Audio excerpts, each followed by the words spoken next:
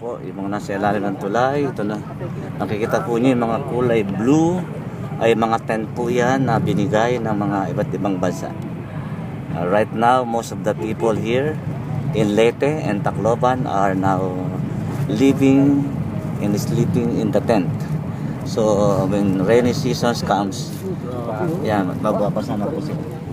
Diyan po sa kapila namin, makikita po ninyo yung total damage po. Yan po yung mga traffic. Ganyan po kalala itong damage na ito na nangyari po dito sa Leyte and Tacloban. Bagong kuha mo sa Talagang nakakapangilakbot balahibo. Nakapangilakbot balahibo po itong mga lugar na dinadaanan namin. Anywhere in Leyte and Tacloban, grabe. Grabe ang pinsala. Iba yung makita mo siya na actual. Iba rin yung napapanood mo sa television or CNN. You will become more compassionate when you see this place personally and look for yourself.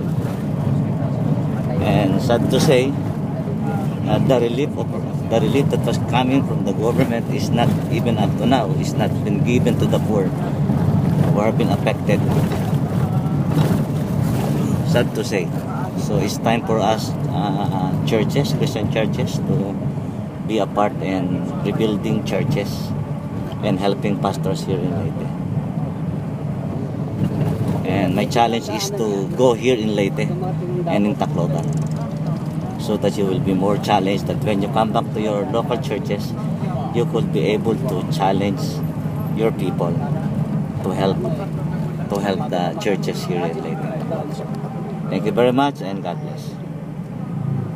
Kaya pagdating mo sa lugar na maayos, naalala ang isang utang ko ito. Pangit tayo. Po, pati mga puno ng nyug. Grabe talaga rito. Ayan po.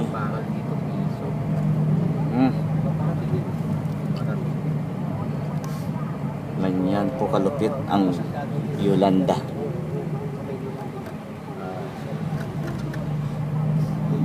So, sulit lahat ng pagod namin. Nina Pastor Nards, Pastor Frank, Pastor Edgar, Paige, Chester, who are with me inside the van. Ito po sila. Ayan po. Ayan yung ulo ni Paige. Ayan po yung ulo ni Chester. Ayan po. Ito mga pastor dito. Ayan po si Pastor Jeremiah. Ito po natin mga pastor. Pastor Frank yung nasa harapan. So, ayan po. Inihatid na po nila kami sa airport kasi ayaw na po nila kami makasama. Nagsasawa na po sila sa mga pagbumuka namin. At sa tingin ko po ay kaabalahan na kami sa kanila. Ayan po. Palengke po. Ayan, pinapakita ko po sa inyo yung damage. Kayo mga kaibigan kong pastor dyan sa Pilipinas. O yan po yung place of mass grave. Dyan po, dito po nilibing yung mga patay na, yung mga napulot na patay. So this is the place for mass graving of the dead. So ito po yun, ibang klase. Grabe.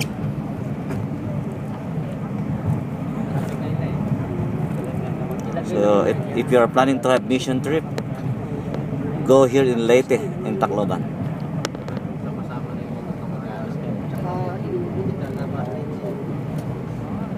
Mapakalsada, mapabundok, mapadagat.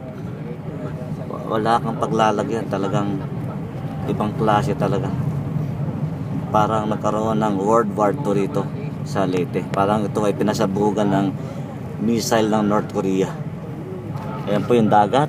Yan yung mga affected, yung mga kulay puti po. Ayan po. Ayan yung mga sirang bahay. Along the highway pa lang po yan. Hindi pa nyo nakikita yung nasa loob, yung beside the seashore. So lahat po ito ay nakita ko personally in my own very eyes. And I was deeply moved. Si Brother Pidge. Si Brother Pidge naman po. Ayun, umiiyak na po. Hindi na po niya mapigilan ang luha niya. Yan po. Ayan yung mga bahay na sira-sira. Ay sorry pastor. Ayan po yung ano. Pasensya na po kayo. May mauga. Ayan po. Ayan. Kami, pastor rin, nagkakagulo sa Babala, rin. 8 Ayan po yung p.m. mga to tao 4 a.m. nakakagulo shoot sa to relief. kill. Aha. Babala, 8 p.m. to 4 a.m. shoot to kill. Grabe. Ayan po yung ano. Elite po siya. Okay. Curfew. Curfew hour yun ha. Yan po yung mga tao, nagkakagulo po sila sa relief here. Dahil talagang kulang ang relief. Baka may patay ah. May patay pa ako nakita. Ayun po yung patay, inuukay pa. Grabe, ayun po. Naagnas na po yung patay. Kitang-kita ko po, kamukha pa ni Jester. Yung Bakla yun eh, dumaan eh. bakla ba yun? Oh, pastor. Ayan po yung mga bahay na nasira. Yan po, grabe. Leyte po yan. So nakarating kami sa 8 bayan dito sa Leyte. Makakatabi lang po ang Tacloban, Leyte, Samar. So in terms po ng hotel to stay ay wala pong matitirang hotel. Kasi kahit po yung hotel ay naging hotel. Kaya magtitiis-tiis po kayo kapag kayo pumunta dito sa Leyte. So sana po yung ating mga kapatiran ay manting inyong mga damdamin to send your pastors or you himself to go here. Iba ho kasi yung nakikita natin yung lugar. Para pag tumulong po kayo, kayo mismo ang makakapagpatotoo sa mga pastor dito na inyo pong tutulungan. Maraming salamat po.